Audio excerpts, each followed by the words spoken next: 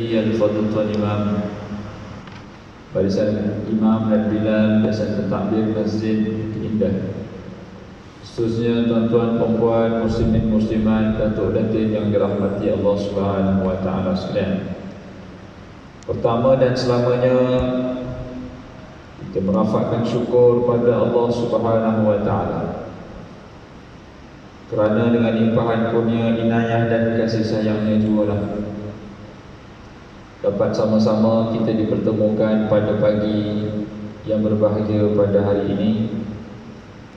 Mudah-mudahan Allah Subhanahu wa taala jadikan kita semua sebahagian daripada orang-orang yang bakal menghuni syurga-Nya kelak dengan asbab kita selalu datang ke taman-taman syurga. Selawat dan salam ke atas junjungan Nabi kita Nabi Muhammad sallallahu alaihi wasallam. Allahumma salli ala sayyidina Muhammad wa ala alihi wa sahbihi wa baraka wa sallam.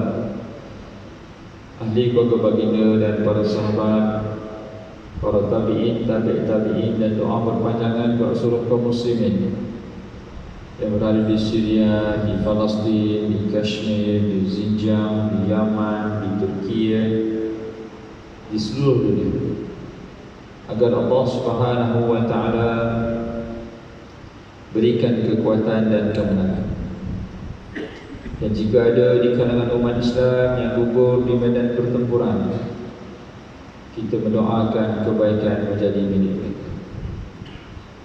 Dan kita pun berdoa secara khusus buat sahabat-sahabat kita yang diuji di Turki, agar Allah Subhanahu wa taala berikan kekuatan kepada mereka semua dalam menempuh ujian kehidupan. Gempa bumi yang hadir dalam hidup mereka adalah sesuatu bencana yang sukar untuk ditempuh oleh mana-mana manusia. Gempa berlangsung sebelum subuh, pukul 11 kena sekali lagi. Dan lepas tu ada beberapa puluhan lagi gempa bumi kecil. Bayangkan adanya bumbung, asal-asalnya ada rumah, ada katil, ada makanan nak makan, semuanya hilang. Sebab itu kalau kita ada bumbung nak berteduh, ada katil nak tidur, ada makanan atas meja nak makan, maka kita lebih kaya daripada 3/4 penduduk dunia. Dalam apa juga keadaan, kalau ada rumah nak duduk, ada katil nak tidur, ada makanan nak makan, lebih kaya daripada 3/4 penduduk bumi. Jadi ujian yang Allah datangkan ini, tuan-tuan, sebenarnya itu adalah tanda Allah Subhanahu wa taala sayang dan Dia nak cakap dengan kita. Sebab Allah Subhanahu wa taala berfirman, "A'udzu billahi minasyaitonir rajim. Wa lanabluwannakum bisyai'in minal khawfi wal ju' wa naqsim minal amwali wal anfusi wath thamarat wa basyiris sabirin." Akan pasti kami uji kamu dengan apa? Minal khawf, takut, wal ju' lapar, wa naqsim minal amwal, sedikit harta, wal anfus, kematian, wal thamarat, dengan kurangnya penghasilan tanam-tanaman, wa basyiris sabirin, maka bergembiralah bagi mereka yang sabar. Allah kata apa? Kami akan uji kamu dengan lapar dan sedih dan takut. Jadi bila sedih, takut, lapar ni datang, maka apa dia? Allah Subhanahu wa taala tengah tengok kita, tengah menilai kita. Kita sedang dalam diakses. Kita sedang berada di medan untuk diangkat martabat oleh Allah Subhanahu wa taala. Kesusahan, kebahagiaan, kesusahan, kesakitan yang menyebabkan kita dekat pada Allah, kita boleh sebut Allah, Allah di saat sakit itu, di saat susah itu. Itulah nikmat. Apa sahaja yang boleh menyebabkan kita dekat kepada Allah, walaupun berupa kesakitan, kesusahan, kepayahan, maka itu nikmat. Dan kalau kesusahan yang menyebabkan kita ingat Allah itu nikmat, maka kesenangan, kebahagiaan yang menyebabkan kita lupa Allah itu istidraj. Kekayaan, keseronokan, kemewahan yang kita menyebabkan kita jauh daripada nak menyebut Allah, maka itu istidraj. Para anbiya adalah golongan yang paling dahsyat Allah uji. Termasuklah Nabi Muhammad SAW sebelum baginda take off dalam perjalanan Isra wal Mi'raj. Baginda SAW kena bayar perjalanan itu dengan harga sebuah cinta. Nabi hilang cintanya terhadap nama dan kedudukan. Nabi hilang cintanya terhadap kekayaan. Nabi hilang cintanya terhadap keselamatan nyawanya. Nabi kehilangan cinta terhadap pasangannya. Nabi kehilangan cinta terhadap kepercayaan manusia secara total. Maka Allah Subhanahu wa ta'ala hilangkan cinta di dunia. Maka Allah perjalankan Nabi untuk bertemu dengannya di langit yang tertinggi, untuk mengambil tanda cinta daripadanya yang menyesolat.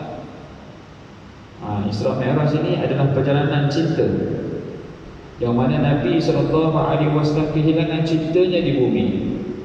Lalu Allah anugerahkan cinta yang lebih besar daripada itu, namanya solat. Seakan-akan Allah nak beritahu kepada Nabi Muhammad SAW, wahai Muhammad, kalau kamu hilang cinta dunia, tak apa, yang penting kamu ada cinta aku, iaitu solat. Dan jangan pula umat Nabi Muhammad SAW disebabkan cinta dunia, maka solatnya entah nombor berapa, entah prioriti, keutamaan. Disebabkan kerja, solatnya di belakang. Disebabkan berniaga, solatnya di ujung. Jadi solat ni tak ada prioriti, tak ada keutamaan di dalam aktiviti harian. Ikut dan. Baik. Tuan-tuan muslimin muslimat yang dirahmati Allah Ta'ala, dan Nabi SAW juga dalam kisah itu digambarkan bagaimana hati baginda dibelah, dada Nabi dibelah. Pembedahan dada pada masa itu adalah satu simbol kepada mencari cinta Allah, menelusuri perjalanan kehidupan mencari cinta Allah ini. Mesti dibersihkan hati, mesti ada tazkiyatun nafs. Pembersihan hati ini adalah continuous proses. Sebab hati ini dia macam bekas cawan. Cawan tu dia boleh kotor anytime. Habuk lah, tai cicak lah, spider lah.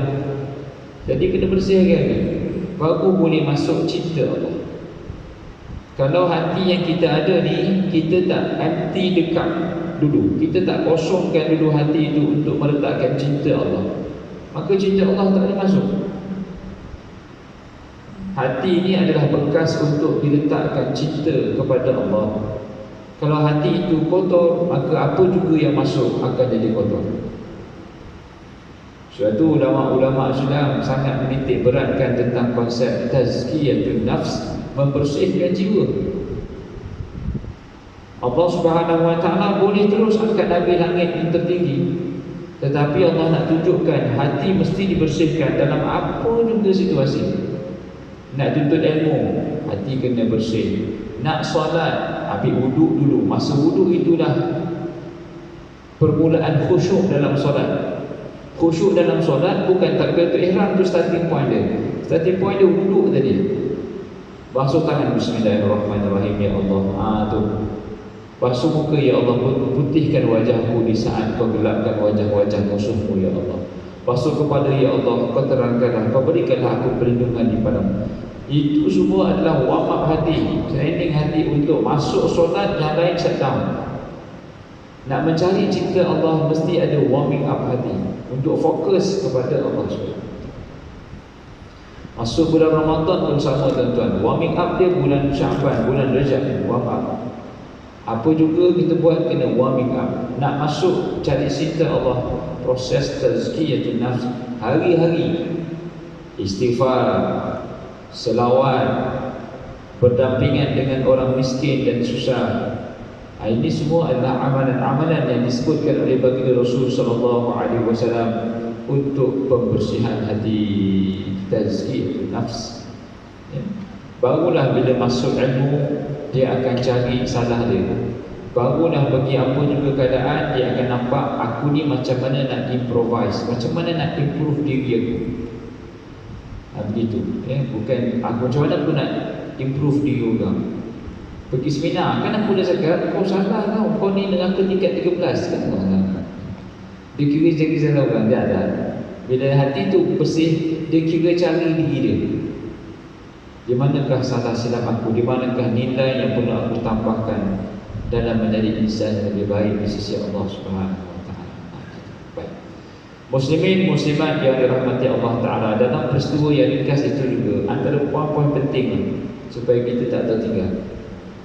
Selain mujahadah adalah asas mencari Allah. Mujahadah tu kita paksa diri untuk jadi lebih baik. Itu mujahadah. Dalam ibadah kita ni mesti ada nilai tambah pada cara kita melaksanakan, kualitinya. Solat memang solat, tapi seorang tak faham, seorang faham. Dari solat yang difahami, maka nilainya tambah. Jadi dalam hidup kita ni macam mana kita nak tingkatkan kualiti solat? Soal fahamnya, khusyuknya. Quran pun sama. Macam mana dua orang yang baca Quran tapi pahala berbeza. Kenapa pahala berbeza? Kerana seorang tu hari-hari fokus macam mana nak betulkan makhraj huruf, macam mana nak betulkan sifat huruf, macam mana nak tambah hafalan. Itu semua adalah faktor-faktor yang menyebabkan bacaan Quran lebih bernilai. Ya. Kita pergi pejabat, macam mana nak tambah nilai, macam mana nak tambah gaji, tambah nilai lah. Bila kita tambah nilai, baru naik pangkat. Kita tak akan naik pangkat sebab kita orang lama. Tak. Orang lama tu dia represent pengalaman, represent dia punya kemampuan keupayaan hadapi macam-macam tekanan dekat pejabat tu, maka dia naik. Bukan sebab masa je dia orang lama jadi kena naik. Tidak. Dia ada set of skill yang dia mesti naik. Gitu. Jadi dalam ibadah, dalam hidup kita mesti ada tambah nilai lah. Kalau rumah kita nak tambah, kalau pangkat kita nak naik, kalau gaji kita nak ada increment, tapi bab ibadat stagnan je. Hafalan Quran kita stagnan je. Jadi maksudnya kita tak berapa nak peka dan cara terhadap peningkatan diri di sisi Allah Subhanahu wa taala. Mesti ada nilai tambah. Mujahadah itu adalah menghasilkan nilai tambah. Mujahadah. Baik. Bukan sekadar itu, tetapi pada masa yang sama kena sediakan hati yang fokus untuk menakung cinta Allah. Dan yang ketiga, dalam peristiwa itu Nabi SAW digambarkan berdampingan dengan Jibril alaihi salam daripada permulaan di Mekah terus sampai bertemu dengan Allah. Itu menunjukkan pentingnya ada guru yang mursyid dalam hidup. Nak mencari cinta Allah mesti ada guru. Kalau tak ada guru, kita garulah. Oh, saya ni ustaz, banyak buku-buku saya dah baca dah, YouTube semua saya dah tengok dah. Tapi satu je, saya tak ada guru official yang depan-depan saya tadah kitab. Boleh tak saya rasa saya jadi alim ulama? Oh, tak boleh lah itu. Alim ulama ataupun nak jadi orang alim ni, dia mesti acknowledged by other scholars. Dia memang seorang yang dia ni anak murid saya ni. Paling kurang kita ni pernah diakui oleh guru-guru kita, ni anak murid saya ni. Begitu. Ya, nak berjalan mencari Allah mesti ada guru yang mursyid. Macam mana Nabi SAW diajar dalam peristiwa itu berdampingan dengan Jibril daripada permulaan sampai habis. Sedangkan Jibril bukan tugasnya menjadi escort, bukan. Tugas Jibril adalah menyampaikan wahyu. Tapi tiba-tiba Jibril menjadi satu tempat yang mana Nabi SAW bertanya macam-macam. Jibril, Musa, Jibril boleh ke? Jibril boleh ke? Jibril itu ke? Jibril pada ketika itu menjadi seorang guru yang memandu, mursyid. Dia guru lain, guru saja tak cukup, guru yang mursyid. Mursyid itu maksudnya yang tunjuk jalan. Ada guru yang tak tunjuk jalan. Di universiti ada dua jenis lecturer. Satu lecturer masuk tang, okey tutup, jumpa minggu depan. Dah. Tu je. Ada guru yang mursyid, siapa tak faham, kita ada 10 minit, yang faham datang, yang tak faham datang depan, yang tak faham boleh balik. Ini mursyid. Dia ada lecturer yang macam tu. Tapi susah sikit lah pasal dia extra effort. Siapa tak faham, lepas ni saya buat kelas tambahan, datang bilik saya, kita buat sikit discussion. Ini lecturer yang mursyid. Kalau ada lecturer macam ni, pergi. Tapi markah memang keras sikit lah. Dia bagi sikit je, pasal dia memang nak tengok kualiti pelajar. Ada lecturer yang tak kisah, yang penting kau datang kelas, senyum selalu, aku datang satu, okey, markah penuh. Walaupun jawab tak apa-apa, tapi markah penuh. Jadi masa saya belajar di Jordan, ada lecturer yang macam tu, memang ramai orang Malaysia penuh je. Pasal lecturer suka orang Malaysia senyum-senyum sikit, bagi markah penuh. Tapi yang boleh jawab, tak tahu. Ada yang salin soalan balik je. Okey, dapat separuh markah. Pasal dia ambil effort salin soalan balik. Ada lecturer yang sangat detail. Dia kata, apa dah orang Malaysia ni? Tata bahasa pun salah. Yalah, sebab kita cakap dalam syarat. Grammar salah, kau nak markah. Jadi siapa yang ambil dengan dia ni, lecturer yang macam tu, yang detail ni, dia punya performance memang sangat tinggi. Dalam peristiwa Isra wal Mi'raj, Nabi digambarkan mesti ada seorang yang menjadi pendamping, yang boleh tegur di saat susah, yang boleh tegur di saat sesat. Kita perlukan guru dalam perjalanan mencari cinta. Guru yang mursyid. Karakter Jibril dari mula sampai habis tu ada je. Sedangkan Allah Ta'ala boleh bawa Nabi terus langsung ke langit yang tertinggi tanpa ada Jibril dalam peristiwa itu. Dan yang terakhir saya kira dalam peristiwa yang ringkas itu, sebab hari ni Isra Mi'raj ni kita nak sebut dulu. Nabi SAW dalam peristiwa itu, Nabi berdampingan dengan siapa? Dengan para Nabi, dengan Jibril sepanjang perjalanan. Tetapi sampai di Baitul Maqdis, Nabi berjumpa dengan para Anbiya. Ada Nabi Yunus, Nabi Adam, Nabi Idris, Nabi Yahya, Nabi semua ada. Naik setiap ke langit, Nabi dialu-alukan, selamat datang, selamat datang, selamat datang. Jumpa Nabi Musa menangis. Nabi dapat persyariatan solat, Nabi Musa bagi nasihat, umat kamu tak boleh, umat kamu kena buat macam ni. Aku pun tak boleh, wahai Muhammad. Nabi SAW naik dan minta kurang solat atas nasihat Nabi Musa. Menunjukkan perjalanan mencari Allah perlu kepada kawan-kawan yang support, kawan-kawan yang supportif lah, ataupun kawan-kawan circle yang betul. Dia mesti berada dalam environment yang betul, dengan kawan-kawan yang sangat menyokong kita nak berubah ke arah Allah.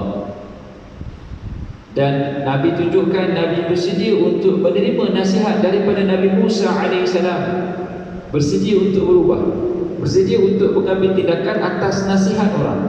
Itu Nabi Muhammad SAW diajar dalam peristiwa itu. Nabi Muhammad SAW boleh terus turun je, wahai Musa, tak apa, umat kamu, umat kamu, umat aku, selamat jalan. Tetapi betapa hebatnya hubungan para Anbiya ni, sebab mereka bercerita macam mana nak selamatkan manusia daripada neraka, macam mana nak bawa mereka masuk ke dalam syurga.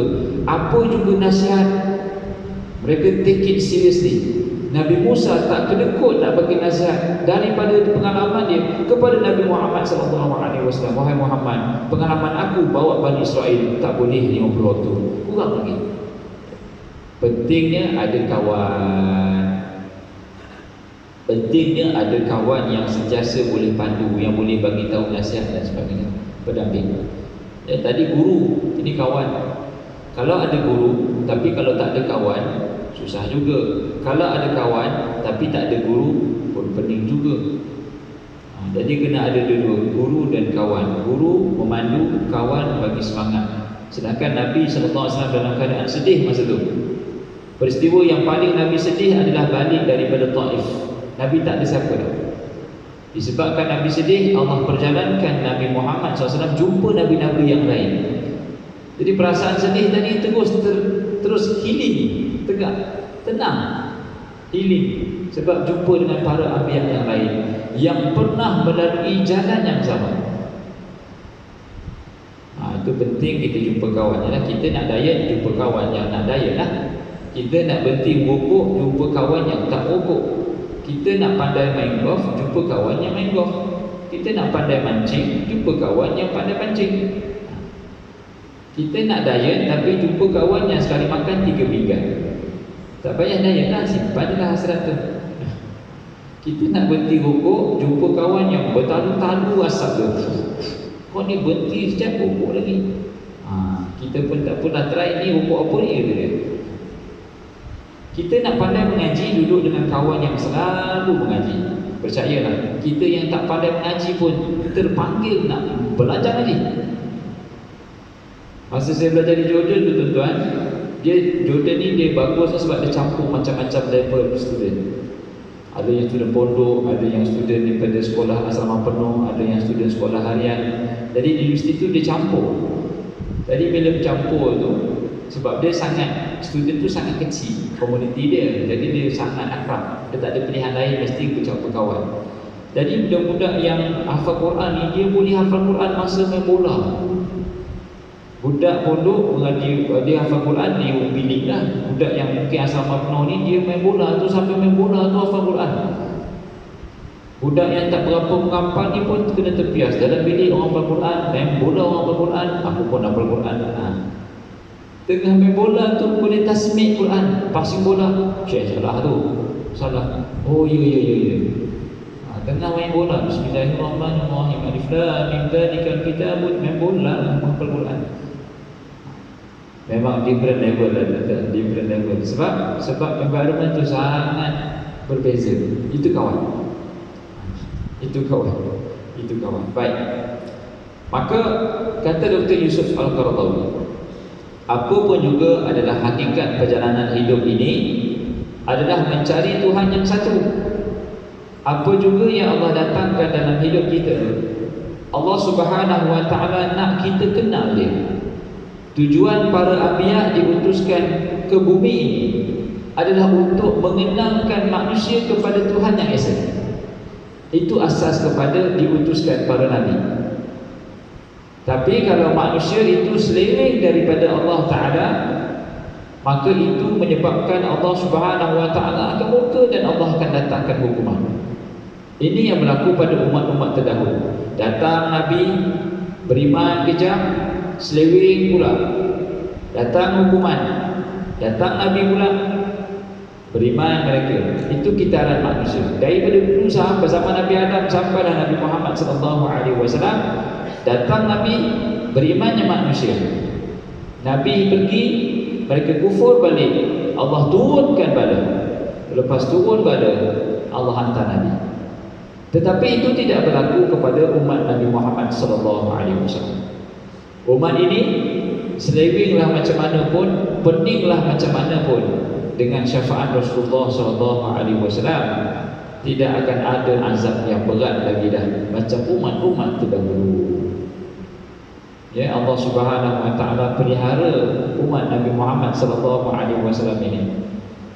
Sebagaimana mereka beriman dan berpegang teguh pada ajaran Islam, walaupun ada di kalangan manusia itu melakukan dosa dan syirik, tetapi Allah tetap bagi peluang untuk dibertaubat. Allah yang Maha Esa, tidak ada sekutu baginya dan tidak ada tandingannya, baik tentang zatnya dan sifat perbuatannya. Sebagaimana Allah Subhanahu wa ta'ala ungkapkan, Qul huwallahu ahadun illahus samad, lam yalid wa lam yulad wa lam yakul lahu kufuwan ahad. Allah itu Maha Esa, Allah itu tempat meminta, tidak beranak dan tidak diperanakkan, dan tiada yang menyamainya seorang pun. Surah Al-Ikhlas ni tuan-tuan, fadilatnya besar. Kerana dia telah menceritakan tentang tujuan utama Nabi-Nabi dihantar, iaitu untuk subuh manusia acknowledge Tuhan itu satu. Siapa-siapa yang baca surah Al-Ikhlas, kata Nabi SAW, man qara'a qul huwallahu ahad hatta yakhtimaha 10 marrat banallahu lahu qasran fil jannah. Barang siapa yang membaca surah Al-Ikhlas 10 kali sehari semalam sampai habis, Allah Subhanahu wa ta'ala akan binakan baginya sebuah rumah dalam syurga. Bukan rumah, mahligai dalam syurga. Bukan susah pun nafas dia, simple. Baca 10 kali sampai habis, sebuah properti dalam syurga. Bukan properti, istana dalam syurga. Hadis dari Imam Ahmad. Allahu Akbar. Kalau kita beriman, tuan-tuan, pegang sungguh. Kadang-kadang tak logik ya Allah Ustaz, simpelnya amalan tapi Allah bagi ganjaran mahligai. Sebenarnya memang itulah tujuan manusia untuk diciptakan. Tujuan manusia diciptakan adalah untuk beribadah pada Allah, untuk meraih habuannya di dalam syurga. Itu asas kepada penciptaan manusia. Tapi manusia ni dia suka create impian-impian kecil yang menjadi distraction kepada impian besarnya mencapai syurga. Macam-macam goals, small goals yang tak contributing kepada big goals dia, iaitu syurga. Itu manusia. Allah Ta'ala ciptakan manusia dua benda je. Inni ja'ilun fil ardi khalifah, aku nak ciptakan khalifah. Kemudian illa liya'budun, ciptakan manusia untuk mengabdikan diri kepada aku. Tapi sebab manusia suka berimpian, kan, setiap tahun kita diajar berimpian. Write down your goals, tulis impian, tulislah goals, tapi tak tahu mana hala tuju impian. Akhirnya manusia lari daripada landasan untuk cari cipta Allah, cari akhirat. Sebab tu dalam banyak hadis-hadis, tuan-tuan, kalau tuan-tuan perasan, amalan-amalan sangat simple tapi rewardnya sangat luar biasa. 2 rakaat sebelum fajar khairun minad dunya wa ma fiha. 2 rakaat sebelum subuh lebih baik daripada dunia dan seisinya. Kadang-kadang fikir, 2 rakaat je, tapi dunia dan seisinya pun tak boleh tandingi apa yang kita buat tu. Sebab Allah Ta'ala yang nak bagi dah. Dia kalau raja yang nak bagi, memang tak boleh kita fikir, ya? Dia memang mind blowing reward daripada raja. Itu raja dunia. Kita tak boleh fikir macam mana raja boleh kurniakan sesuatu kepada rakyat dia. Tapi yang kita nak dapat ni adalah habuan daripada Rabbul Alamin, raja segala raja. Jadi Allah Ta'ala tak kisah nak bagi banyak mana pun. Melafazkan surah Al-Ikhlas 10 kali itu cukup syarat dia nak dapat istilah yang besar. Tapi selalunya kita pandang dengan pandangan mata seorang hamba kepada Tuhan sekalian alam. Ya, mana tidaknya kita memuji Tuhan sekalian alam. Ya, kita ni adalah habuk berbanding Malaysia. Malaysia ni umpama habuk berbanding bumi. Bumi ni umpama habuk dalam sistem solar matahari. Matahari ni umpama habuk dalam alam cakrawala ni. Habuk dalam habuk dalam habuk dalam habuk. Kita acknowledge Tuhan punya segala-galanya. Jadi Allah Ta'ala nak datangkan bumi yang sebiji untuk kita duduk, yang hanya sebesar habuk kepada alam ni, tak ada masalah. Tak ada masalah. Cuma jangan kita salah impian, salah goals. Bila kita salah impian, maka dia menyebabkan tindakan kita menjadi salah. Baik. Segala apa yang ada di dalam ini, di dalam alam ini, terjadi dengan ciptaan yang indah dan susunan yang teratur, menunjukkan bahawa pencipta dan pengaturnya itu Maha Esa. Kalau bukan Esa, nescaya rosaklah susunan alam ini dan terjadi pertembungan dan kacau bilau. Sebagaimana firman Allah Ta'ala dalam suratul Anbiya ayat ke-22, "Lau kana fihima alihatun illa Allahu lafasadata fasubhanallahi rabbil 'arsy 'amma yasifun." Kalau kiranya di langit dan di bumi ada Tuhan-Tuhan selain dari Allah, nescaya keduanya menjadi rosak binasa. Sebab itu Maha Suci Allah, pemimpin singgahsana dari sifat yang mereka sebutkan itu. Surah Al-Anbiya ayat ke-22. Allah Subhanahu wa Ta'ala menciptakan alam ini, lalu Allah beritahu kepada kita, kalau ada 2 Tuhan, memang rosak alam ini. Kalau ada dua Tuhan, memang rosak alam ni. Jadi satu je Tuhan. Percayalah wahai manusia, Tuhan itu satu. Tapi setiap kali manusia ada yang mengatakan Tuhan itu dua, Tuhan itu ada anak, ada yang langsung tak percaya Tuhan pun ada. Masa saya mengajar di ITM dulu tuan-tuan, ada pelajar-pelajar yang non-Muslim. Mara memang buka 10% kota dia untuk non-bumi, 10%. Jadi saya mengajar student-student nak pergi overseas lah, cream of the cream ni. Ada pelajar Hindu, ada pelajar Buddha, ada pelajar Sikh, ada pelajar Iban, Kristian ni macam. Jadi salah satu topik yang saya ajar mereka adalah konsep of God, konsep ketuhanan. Jadi bila ajar anak-anak yang bukan Islam ni, budak-budak bukan Islam ni, dia tak ada sistem pendidikan macam kita ada tentang Tuhan. Kita ada ilmu tauhid, kita ada sifat 20, kita ada macam-macam kaedah nak kenal Allah dari kecil lagi. Mereka tak ada. Pengajian ketuhanan tu ikut dan rasa nak percaya, tak nak percaya sudah. Dan ada yang memang tak percaya Tuhan pun. Itu lagi parah. Start kelas je saya screen tengok, saya tanya siapa di kalangan kamu ni yang percaya Tuhan, yang angkatlah tangan separuh. Yang percaya selalunya orang Hindu percaya dengan Sikh, Kristian. Separuh lagi Buddhism tak percaya Tuhan, tak percaya. Jadi susah lah macam ni. Sebab kita, subjek kita konsep of God, dah dia tak percaya Tuhan, nak konsep apa lagi. Nanti saya pun tanyalah siapa dekat sini dalam bawah tajaan Mara. Mengangkat tangan, kami semua tajaan sebab tu kat UiTM. Semua budak-budak bekas MRSM. Okey.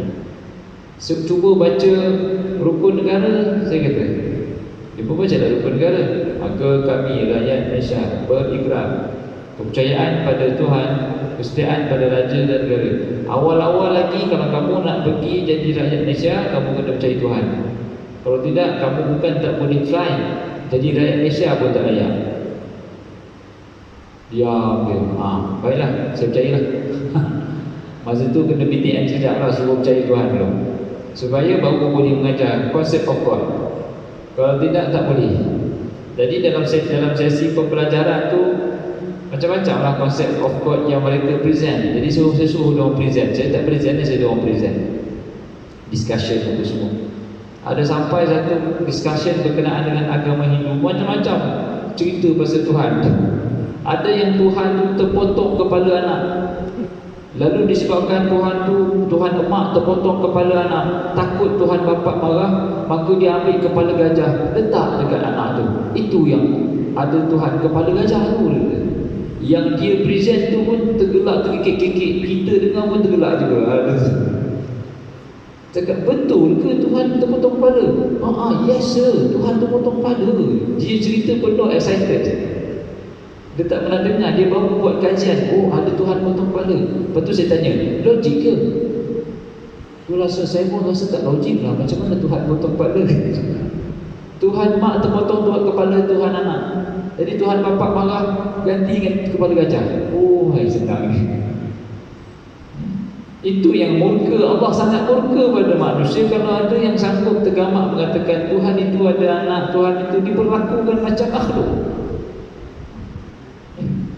Tuhan, lepas tu dia tanya saya, sir, dalam agama kami Tuhan ini boleh jadi macam-macam. Sebab dia agama Hindu ni dia dah ada konsep Tuhan, tapi dia berbeza-beza.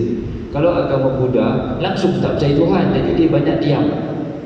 Jadi yang banyak berdebat sembang ni banyak Hindu dengan orang Islam lah, dengan Kristian. Sikhism pun dia reserve, dia tak berani nak sembang pasal dia mungkin seorang dua je dalam tu. Jadi Hindu banyak cakap, sir, kami ni, Tuhan kami percaya Tuhan itu the Almighty. Jadi cara kami faham Tuhan tu yang maha berkuasa. Jadi Tuhan tu boleh jadi macam-macam. Tuhan boleh jadi burung, Tuhan boleh jadi tikus, Tuhan boleh jadi ular, Tuhan boleh jadi macam-macam lah. Tapi dalam Islam Tuhan tak boleh jadi makhluk. Maksudnya Tuhan tu tak Almighty lah dia logik. Kita pun fikir, aduh susah betul. Dia tak belajar Tuhan, bab Tuhan, lepas tu dia belajar pula, dia suruh kita logik pula. Lah, Tuhan macam tu Jadi saya pun pening lah juga. Sekejap saya fikir lama. Saya pun bagilah jawapan. Tuhan ni dia maha berkuasa. Disebabkan dia maha berkuasa, jadi dia tak perlu jadi yang lemah untuk tunjuk dia berkuasa.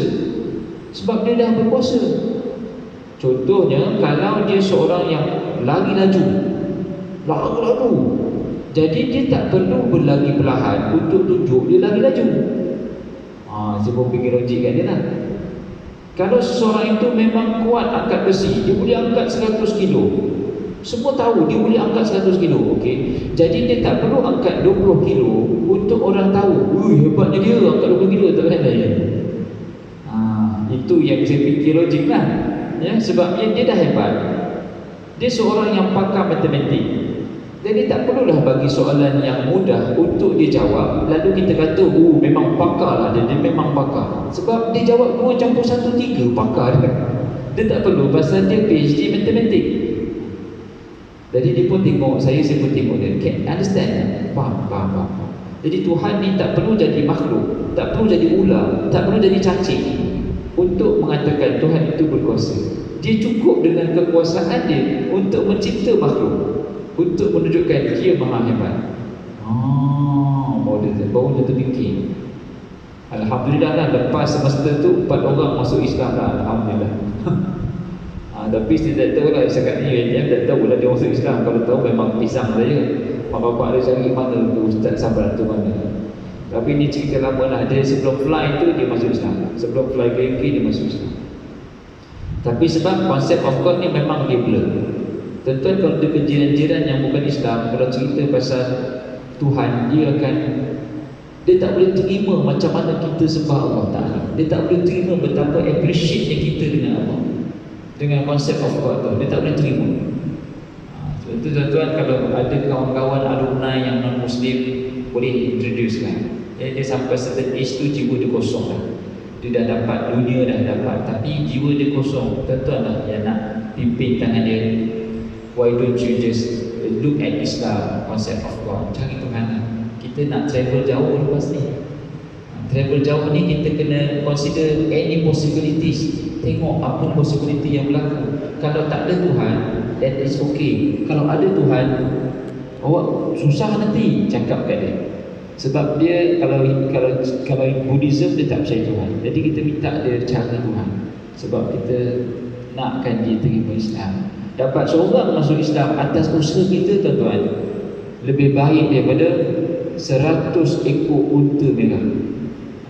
100 ekor unta merah ni, kaya lah. Kalau 1 ekor unta harganya mungkin 11,000, 100 ekor 1.1 million.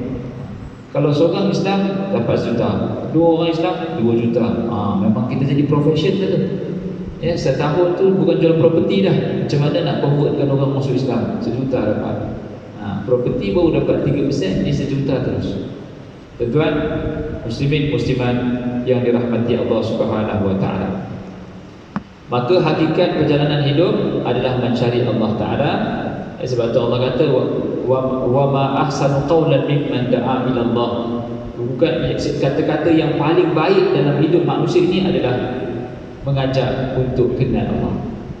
Jadi dalam hidup kita ni mesti mencari Allah, mesti kenalkan Allah. Itulah kualiti sebagai seorang hamba, untuk dirasakan diri dia bertuhan, lalu diperbaiki hubungan dia dengan Maha Pencipta. Wallahu ta'ala a'lam. Mudah-mudahan apa yang disampaikan dan dikupaskan pada pagi ini dapat sama-sama kita mengambil pengiktibaran dan jadikan sandaran dalam kehidupan. Mudah-mudahan peristiwa Isra wal Mi'raj yang berlangsung ataupun yang kita sedang sambut hari ini menjadi asbab untuk kita mengaji tentang peristiwa yang hebat itu, iaitu Nabi SAW dipanggil untuk menghadap Tuhan sekalian alam. Ya, dan pertemuan itu sangat privilege, sangat hebat, kerana pertemuan itu pertemuan secara langsung yang tak pernah dilakukan ataupun yang telah sampai manusia lain sampai tak pernah. Nabi Muhammad SAW dijemput untuk bertemu terus dengan Allah Ta'ala. Dan itulah reward, ganjaran yang paling besar bagi ahli syurga. Ganjaran ahli syurga yang paling besar adalah dapat bertemu dengan Tuhan.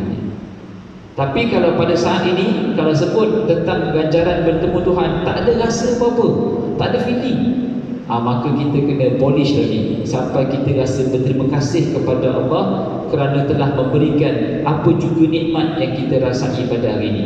Kalau bos terima kita kerja, kita sangat appreciate bos. Terima kasih bos bagi saya projek ni bos. Bos terima kasih bos bagi saya kerja. Kita ada kawan yang jadi bridge jambatan yang bawa kita kenalkan dengan CEO ni. Dan sekali kita kerja dengan dia. Ada kawan yang bawa kita jumpa orang tu. Kita appreciate adanya orang tengah macam ni. Kita belanja dia makan sebab dia lah punca kita dapat macam-macam lubang perniagaan. Cuba bayangkan betapa tak adilnya kita kepada Allah yang bagi macam-macam kenikmatan. Allah bagikan isteri, Allah bagikan anak, Allah bagikan kita macam-macam. Tapi nilai sayang dan cinta kita pada Allah Ta'ala sikit jangan. Suam-suam je. Dengar azan pun sayu je, tak datang. Jadi ayuh tuan-tuan, peristiwa Isra wal Mi'raj mengajar kita tentang konsep erti cinta kepada Allah Subhanahu wa Ta'ala. Apabila Nabi diambil cintanya di bumi, maka Allah raikan cintanya di langit yang tertinggi. Jadi apa yang baik itu daripada Allah Subhanahu wa Ta'ala, yang kurang itu kelemahan diri saya, mohon maaf di atas kekurangan. Terima kasih di atas perhatian tuan-tuan dan puan. Aku lupa dan tasma'un, aku qawli hadza wa astaghfirullahaladzim li wa lakum. Wassalamualaikum warahmatullahi wabarakatuh.